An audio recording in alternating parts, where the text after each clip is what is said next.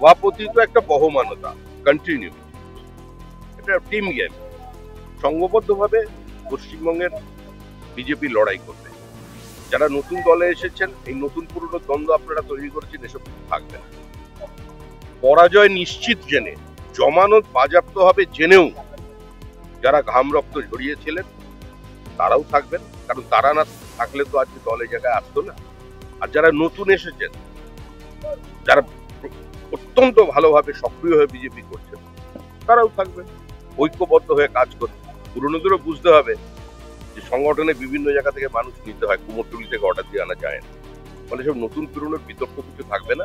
আজকেই মনোনয়ন জমাদার দিন এবং নির্বাচনের 3 মাস পরে প্রসিডিউর রয়েছে, দেখুন বিজেপির এটা নিয়ম, নির্দিষ্ট সময় পরপর আমাদের প্রেসিডেন্ট নির্বাচন হয়।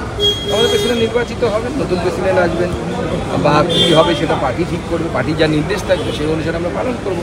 আমরা আজকে নমিনেশন করাচ্ছি, কালকে আমরা প্রেসিডেন্টের যদি নির্বাচনের প্রয়োজন হয় তাহলে নির্বাচন হবে, আর যদি একজনই নমিনেশন করেন তাহলে তাকে সভাপতি হিসেবে ঘোষণা করা হবে। শুভেচ্ছা জানাই শ্রমিককে।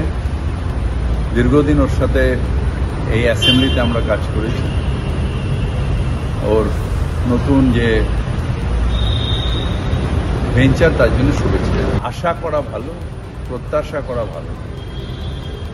ওরা নিজেও জানে শ্রমিক যে তৃণমূলকে সরানো অসম্ভব। সভাপতি চেঞ্জ করলেই তৃণমূলের যে বেস, সেই বেসকে সরানো যাবে না। সুতরাং বিজেপি নিজেদের সংগঠনের মধ্যে থাকুক, আনন্দ করুক, সভাপতি হোক, খাওয়া দাওয়া হোক, কিন্তু তৃণমূলকে সরানোর প্রত্যাশা কখনোই সম্ভব হবে না। তার কারণ তৃণমূলের নেত্রীর নাম মমতা বন্দ্যোপাধ্যায়, যার উপর বাংলার সমস্ত মানুষের আস্থা আছে।